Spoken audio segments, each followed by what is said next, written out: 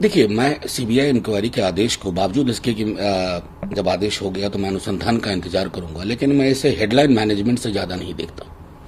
ये headline management क्यों है? क्योंकि अगर आप टाइमलाइन देखें, जिस दिन ये घटना हुई उसके बाद जो डिनायल सरकार की ओर से हुआ, उसके बाद अलग अलग प्रकार के बयान आते गए, और अंततः जब पूरे देश में उबाल हुआ, पूरे देश में यह संदेश गया कि देश में कानून एक जैसा नहीं है। एक कानून है रसूखदार लोगों के लिए और एक कानून है उन निर्बल लोगों के लिए जिनके लिए संविधान के पन्नों से निकल करके रोशनी नहीं पहुंचती। मैं समझता हूं कि शायद ये ऐसा क्षण है हमारे देश का जहां से मेक और ब्रेक की ओर हम बढ़ रहे हैं। या तो ये देश, जो मैंने पहले भी कहा, कि एक तखत टांग दे कि ये बीमार देश हो गया है, यहां बच्चियां महफूज नहीं है, क्योंकि एक के बाद एक राज्य कोई भी हो इस तरह की घटनाएं होती रही। खास करके उत्तर प्रदेश ने तो तमाम हदें पार कर दी हैं। मैं समझता हूं प्रधानमंत्री जी की भी अब तक की चुप्पी हमें बहुत परेशान करती है। सोनिया गांधी और राहुल गांधी ने परिवार से मुलाकात की मांग की है कि डीएम को हटाया जाए, जुडिशरी इंक्वायरी हो, लेकिन भाजपा ने एक सवाल खड़े किए हैं कि अगर वो मिलने जा रहे थे परिवार से तो ये हंसी क्यों थी गाड़ी में, ठहाका लग रहा था। मैं भाजपा के लोगों की एक बात तो समझ नहीं पाता हूं, और मैं ईमानदारी से कहूं कि वो मुद्दों से भटक करके बात कर रहे हैं। मुद्दा क्या है? मुद्दा हंसी ठहाका है, या मुद्दा है कि पीड़िता को न्याय मिले, उस परिवार को ये संदेश जाए? ये जो शिफ्टिंग द गोल पोस्ट है ना बीजेपी का, अब ये नहीं चल पाएगा। इसलिए नहीं चल पाएगा कि संदेश साफ तौर पे गया है, ना सिर्फ एक पीड़ित परिवार को, एक व्यापक वर्ग को, कि हमारा इस देश में कोई पूछने वाला नहीं है। इस संदेश को समझिए, इसको डील करिए। हंसी ठहाके वगैरह वगैरह इसमें अगर उलझाएंगे ना तो ये आपकी संवेदन शून्यता को दर्शाता है। प्रोटेस्ट रैली ममता बनर्जी ने निकाला, बीजेपी बिगेस्ट पैंडेमिक वर्ड इस्तेमाल होने। देखिए, प्रतीक इस तरह का मैं इस्तेमाल करने के पक्ष में कभी नहीं हूं कि अपने प्रतिपक्ष को, अपने विपक्ष को आप इस तरह के, या अपने प्रतिस्पर्धी को इस तरह, लेकिन संदेश उसमें देखा जाए, उस प्रतीक के पीछे क्या है। और प्रतीक के पीछे यह है कि आप डिनायल मोड में रहे, आपने हेडलाइन मैनेजमेंट करने की कोशिश की। आपकी प्राथमिकताओं में कभी ये नहीं था कि उस बच्ची को साफ तौर पे एक संदेश जाए, उस पीड़िता के परिवार को संदेश जाए, और ये ज्यादा महत्वपूर्ण है, इसलिए पूरे देश में उबाल है।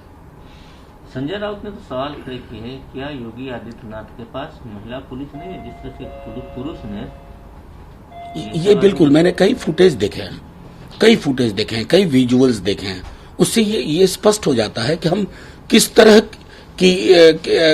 के सरोकारों से चल रहे हैं। एक प्रोटोकॉल एस्टैब्लिश्ड है, आप उस प्रोटोकॉल को वायलेट क्यों कर रहे हैं? एक चीज आती है कि आप लोग में सीट शेयरिंग हो गया कल, तो क्या फुल्ली आप लोग फुल फ्लेज मोड में आ गए हैं? तैयारी है? बिल्कुल तैयारी है। देखिए, एक बात मैं कहूं, ये प्रश्न आपका बहुत महत्वपूर्ण है, लेकिन कोई भी जिंदा पॉलिटिकल पार्टी चुनाव घोषणा का इंतजार नहीं करती है, फेज के बंटवारे का इंतजार नहीं करती है। तैयारियां पहले से थी। अब क्या है कि उसको पुख्ता आप एक स्टिच करके, उसको पिरो करके अब आप मैदान में उतर रहे हैं। एक एक फेज होता जाएगा, और मैं समझता हूं बिहार बदलाव की ओर अग्रसर है। एक अन्य मार्ग में आप परिवर्तन निश्चित तौर पे देखेंगे 11 नवंबर को। मुंबई पुलिस ने तो कह दिया कि जिस तरह से एम्स की रिपोर्ट आई सुशांत सिंह मामले पर, हम लोग सही थे। देखिए, ये बात तो सही है। मेरे बिहार का एक ब्राइट युवा सुशांत, उसकी मौत को, जो दुखद मौत को जो आदर मिलना चाहिए था ना, वो आदर नहीं मिला। कहां से बात शुरू हुई और कहां चली गई, तमाशे में तब्दील करके रख दिया। उसकी मौत को पिपली लाइफ बनाने वाले लोगों का आज कोई चर्चा हो ना हो, इतिहास कहेगा कि इस ब्राइट युवा की मौत के इर्द गिर्द आपने ऐसी कहानियां बुनवाई और बुनी गई जो महीनों तक ये तय करती रही कि आज इस पे बात करो, कल उस पे बात करो, उसकी कार में कौन जा रहा है, उसके पीछे लग जाओ।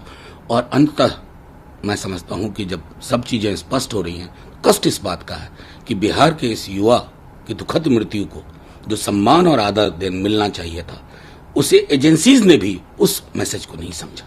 आज राहुल गांधी भी सड़कों पे हैं, ट्रैक्टर रैली निकालेंगे, जिस तरह से कृषि बिल को लेकर विरोध हो रहा है पंजाब में। देखिए, पंजाब, हरियाणा, वेस्टर्न यूपी, और ये बयार यहां तक आएगी।